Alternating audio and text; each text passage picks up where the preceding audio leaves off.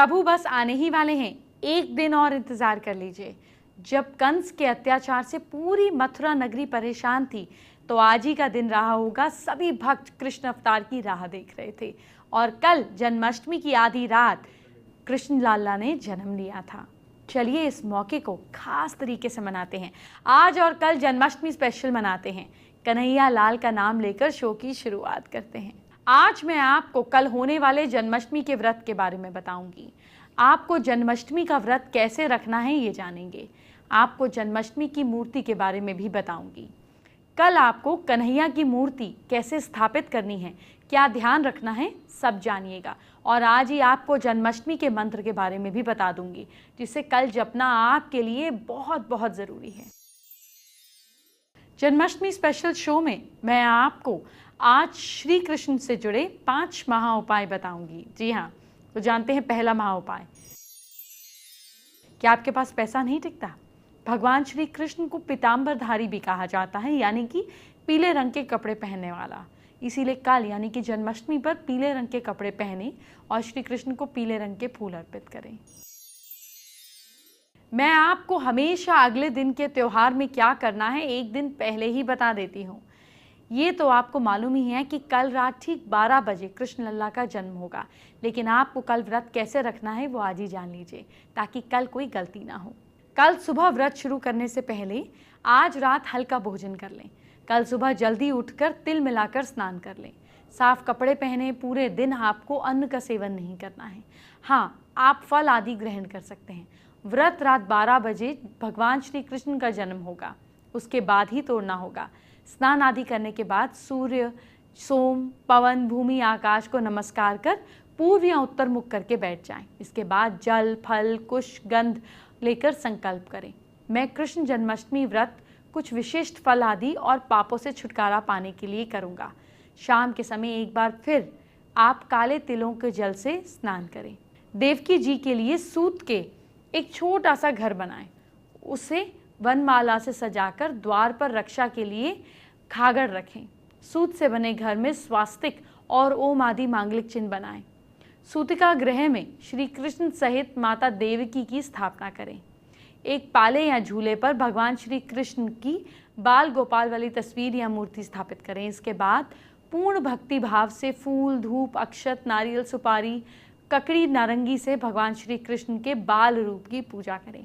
भगवान श्री कृष्ण का जन्म कल रात 12 बजे होगा। जन्म के वक्त आपको भगवान श्री कृष्ण की विशेष पूजा करनी है। इस विशेष पूजा की विधि क्या है और सामग्री में आपको कल बताऊंगी। कृष्ण जी की कृपा मिल जाए तो जीवन का हर संकट दूर हो जाएगा। आपके लिए बड़े काम की जानकारी लाई हूँ। कल जन्माष्टमी पर घर में श्री कृष्ण की तस्वीर या मूर्ति स्थापित करने से पहले एक जरूरी बात सुनिए। श्री कृष्ण को 6 चीजें बहुत प्रिय हैं। उनमें से एक है बांसुरी, दूसरी गाय, तीसरी मिश्री, चौथी मोरपंख, 5वां कमल और छठा वैजयंती माला। इसीलिए जब आप श्री कृष्ण की मूर्ति को स्थापित करें तो ध्यान रखें कि उसके साथ ये 6 चीजें जरूर हों। जो भी भक्त श्री कृष्ण को ये 6 चीजें अर्पित करता है उसके घर सुख, समृद्धि, ऐश्वर्य की कमी नहीं होती। तो जानिए कैसे। श्री कृष्ण को 3 वजह से बांसुरी बहुत पसंद है। पहला, बांसुरी एकदम सीधी होती है। इसमें कहीं किसी तरह की गांठ नहीं होती, जो संकेत देती है कि अपने अंदर किसी तरह की गांठ मत रखो, मन में बदले की भावना मत रखो। दूसरा, बिना बजाए ये बजती है, मानो बता रही है कि जब तक ना कहा जाए तब तक मत बोलो। और तीसरा, जब भी बजती है मधुर ही बजती है, जिसका अर्थ हुआ कि जब भी बोलो मीठा ही बोलो। कहते हैं गाय के शरीर में 33 करोड़ देवी देवताओं का वास होता है। साथ ही गाय सभी गुणों का खान भी है, इसीलिए श्री कृष्ण को गाय अति प्रिय है। घर के मंदिर में श्री कृष्ण के साथ ही गाय और बछड़ा भी रखना चाहिए। मोर का पंख देखने में बहुत सुंदर होता है, इसीलिए इसे सम्मोहन का प्रतीक माना जाता है। मोर को चिर ब्रह्मचर्य युक्ति प्राणी समझा जाता है, इसीलिए श्री कृष्ण मोर पंख धारण करते हैं। मोर मुकुट का गहरा रंग दुख और कठिनाइयाँ, हल्का रंग सुख और शांति, समृद्धि का प्रतीक माना जाता है।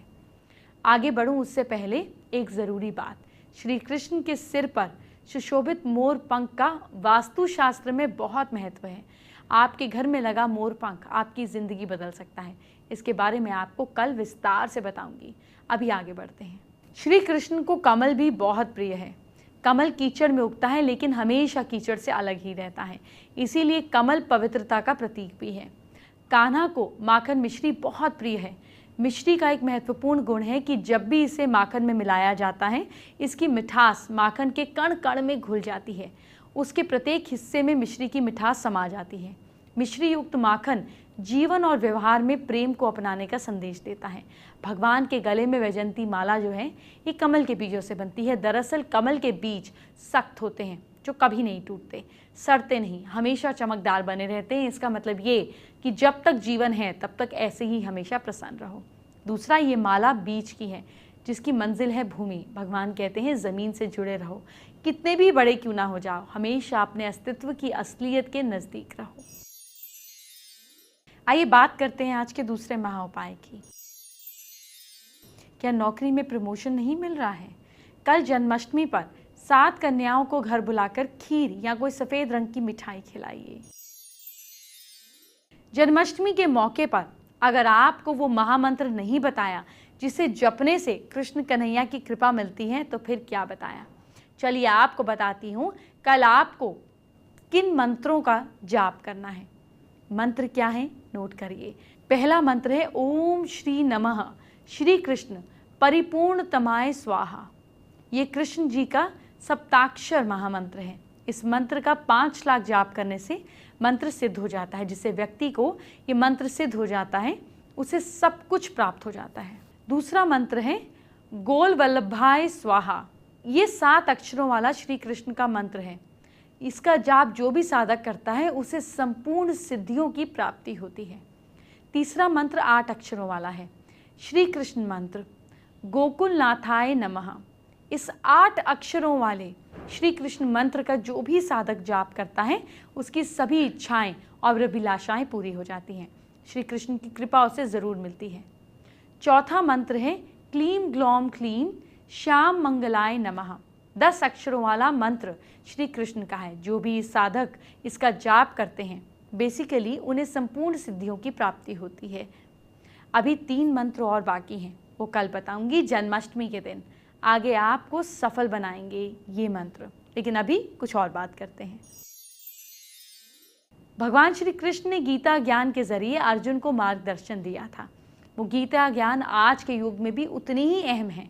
श्री कृष्ण के ज्ञान का आप अपनी लाइफ में फॉलो करके बेस्ट मैनेजमेंट गुरु बन सकते हैं। भगवान श्री कृष्ण ने ही अर्जुन को लक्ष्य पर ध्यान देने का ज्ञान दिया था। आप भी अपने काम में सिर्फ लक्ष्य पे फोकस करें, फिर देखिए सफलता आपके कदम चूमने लगेगी। कौरव और पांडव के बीच युद्ध के दौरान अर्जुन को कौरवों के रूप में अपने ही लोग नजर आ रहे थे। ऐसे में वो धनुष उठाने से मना कर देते थे। तब श्री कृष्ण युद्ध के मैदान में ही अर्जुन को अपने उपदेशों से नैतिकता और अनैतिकता का पाठ पढ़ाते हैं और युद्ध के लिए कहते हैं। इस तरह आज के मैनेजर भी असंभव लक्ष्य को पूरा करने के लिए इनको दिए जाते हैं। ऐसे में श्री कृष्ण जैसे बॉस की ज़रूरत है जो टारगेट पूरा करने में हेल्प करे। गीता में कहा गया है कि अहंकार के कारण नुकसान होता है। ऐसे ही ज़िंदगी में जब सफलता मिलती है तो हम अहंकार से भर जाते हैं, उसके बाद हमारा पतन शुरू हो जाता है। इसीलिए गीता में श्री कृष्ण का ज्ञान आज के मैनेजर पर भी लागू होता है। कृष्ण कहते हैं कि कर्म करते रहो पर साथ में आगे बढ़ने के लिए अपने आप को अपडेट भी करते रहो। अपने ज्ञान को अपडेट किए बिना आप आगे नहीं बढ़ सकते।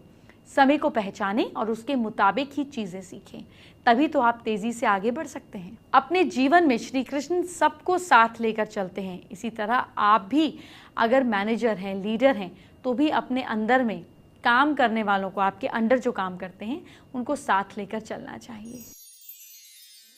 जल्दी से बताते हैं आपको आज का तीसरा महाउपाय। क्या कोई ज़रूरी काम अटका पड़ा है? जन्माष्टमी के दिन कृष्ण मंदिर में नारियल और 27 बादाम चढ़ाएं। आज आपको श्री कृष्ण को 56 भोग लगने वाली जानकारी देने वाली हूँ। मुरारी को 56 भोग लगाने की 3 कथाएं हैं।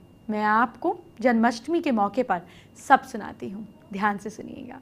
पहली कथा के मुताबिक माता यशोदा बाल कृष्ण को एक दिन में 8 पहर भोजन कराती हैं, यानी कि बाल कृष्ण 8 बार भोजन करते हैं। एक बार जब इंद्र के प्रकोप से सारे वज्र को बचाने के लिए भगवान श्री कृष्ण ने गोवर्धन पर्वत को उंगली पर उठाया था, तब लगातार 7 दिन तक भगवान ने अन्न जल ग्रहण नहीं किया था। 8वें दिन जब भगवान ने देखा कि अब इंद्र की वर्षा बंद हो गई है, तब सभी ब्रजवासियों को गोवर्धन पर्वत के बाहर निकल जाने को कहा। तब दिन में 8 पहर भोजन करने वाले बाल श्री कृष्ण को लगातार 7 दिन तक भूखा रहने पर उनके ब्रजवासियों और मैया यशोदा के लिए बड़ा कष्ट हुआ ये देखकर। तब भगवान के लिए अपनी भक्ति दिखाते हुए सभी ब्रजवासियों और यशोदा माता ने 7 दिन और 8 पहर के हिसाब से 7 गुना यानी कि 56 व्यंजनों का भोग लगाकर बाल गोपाल को दिया। दूसरी कथा के मुताबिक गोलोक में भगवान श्री कृष्ण राधा जी के साथ एक दिव्य कमल पर विराजते हैं। उस कमल की 3 परतें होती हैं, 3 लेयर्स होती हैं, जिसे कहते हैं पहली परत में 8, दूसरी में 16 और तीसरी में 32 पंखड़ियाँ होती हैं। इस हर पंखड़ी की एक सखी और बीच में भगवान विराजते हैं। इस तरह कुल पंखड़ियों की संख्या 56 होती हैं और ये 56 संख्या का ही अर्थ है, इसीलिए 56 से भगवान श्री कृष्ण अपनी सखियों संग तृप्त होते हैं। और तीसरी कथा भी जान लीजिए। श्रीमद् भागवत कथा के मुताबिक जब श्री कृष्ण की गोपियों ने उनको पति के रूप में पाने के लिए 1 महीने तक यमुना में न केवल स्नान किया बल्कि कात्यायनी माँ की पूजा अर्चना भी की ताकि उनकी मनोकामना पूरी हो, तब श्री कृष्ण ने उनकी मनोकामना पूरी करने पर हामी भर दी। तब व्रत समाप्ति और मनोकामना पूरी होने पर गोपियों ने 56 भोग का आयोजन करके भगवान श्री कृष्ण को भेंट किया। आइए जानते हैं आज का चौथा महा उपाय। क्या दुकान में बरकत नहीं हो रही है? भगवान श्री कृष्ण को पान का पत्ता ऑफर करें, फिर इस पत्ते को घर लेकर आएं। इस पर लाल सिंदूर से मंत्र श्रीम लिखें और तिजोरी में रख लें। आइए बात करते हैं आज की स्पेशल एस्ट्रो टिप का। कल के दिन अपने घर में मोर पंख जरूर सजाएं और अगर आप नॉर्थ ईस्ट में सजाते हैं तो ये आपके घर की कलह कलेश नेगेटिविटी को दूर करेगा। मोर पंख लगाने से आपके घर में पॉजिटिविटी आती है, लेकिन मोर पंख वो जो आपको नेचुरली गिले हुए पार्क बगीचों रिजॉर्ट्स में मिल जाएं, इजीली मिल जाते हैं। बाजार से खरीदे हुए या ऐसे मोर पंख जो मोर को तकलीफ देकर निकले गए हों, ये पाप है रखना। एंटरटेनमेंट की बात बाद में, जरा आपके कल को अच्छा करते हैं। क्या करें आप अपनी राशि के हिसाब से कि कल का दिन बहुत अच्छा रहे, मुझसे जानिए। सबसे पहले मेष राशि की बात। मेष राशि के लोग कल मन शांत रखें, शांत मन से काम करें, फायदा होगा। लक साथ दे रहा है आपका कल 70%। वृश्चिक राशि के लोग कल शाम को हनुमान मंदिर जरूर जाइए। किस्मत साथ दे रही है आपका 68%। मिथुन राशि वाले लोग कल बहन से झगड़ा बिल्कुल ना करें। भाग्य साथ दे रहा है आपका 65%। कर्क राशि वाले लोग सुबह नींबू पानी जरूर पीजिए। लक साथ दे रहा है आपका 69%। सिंह राशि के लोग कल अपने बेड पर ब्लू चादर बिछाइए। लक साथ दे रहा है आपका 58%। कन्या राशि वाले लोग आदित्य हृदय स्तोत्र का पाठ कीजिए आप। लक साथ दे रहा है आपका 75%। तुला राशि वाले लोग कल शाम को घर में कपूर जलाइए। किस्मत साथ दे रही है आपका 79%। वृश्चिक राशि वाले लोग कल गरीबों को तेल दान कीजिए। भाग्य साथ दे रहा है आपका 81%। धनु राशि वाले लोग कल मिश्री मिला हुआ पानी पीजिए। भाग्य साथ दे रहा है आपका 82%। मकर राशि वाले लोग कल बिजली के सामान को ना छेड़ें। लक साथ दे रहा है आपका 55%। कुंभ राशि वाले लोग कल दोस्तों से सलाह लें, सब काम बनेंगे। लक साथ दे रहा है आपका 63%। मीन राशि वाले लोग सुबह लेमन टी जरूर पीजिए। किस्मत साथ दे रही है आपका 74%। फेसबुक पर सुमन दत्ता ने हमारे साथ अपनी प्रॉब्लम शेयर की है। बेसिकली सुमन प्रॉपर्टी में हिस्सा मिले उसका उपाय जानना चाहती हैं। सुमन, आपको प्रॉपर्टी में अगर आप जेन्युइन हैं, आप डिज़र्व करती हैं और कहीं कोई गोलमाल नहीं है इसमें, आपको जेन्युइनली हिस्सा चाहिए, तो एक काम करें, आप वेस्ट डायरेक्शन में एक खूबसूरत सा चांदी का स्वास्तिक बनाकर लगाएं और उसके ठीक नीचे आप एक वाइट फाइल में प्रॉपर्टी के पेपर्स रख दें, नहीं तो प्रॉपर्टी का एड्रेस वाइट फाइल में डालकर रख दें। आपको अच्छे रिजल्ट मिलेंगे अगर आप सच्ची होंगी तब। देर नहीं करते हैं, जानते हैं 5वां महा उपाय। क्या कर्ज से मुक्ति नहीं मिल रही है? श्री कृष्ण को धूप दिया और पीले रंग के फूल ऑफर करें और फिर दाहिने हाथ में तांबे का कड़ा पहने। कल जन्माष्टमी स्पेशल होगा। क्या खास करना है जन्माष्टमी के मौके पर, ये हम कल जानेंगे। कल का शो ज़रूर देखिएगा, कन्हैया आपकी ज़िंदगी बदलने आ रहे हैं। कल मिलते हैं, ख्याल करिए। जय श्री कृष्ण।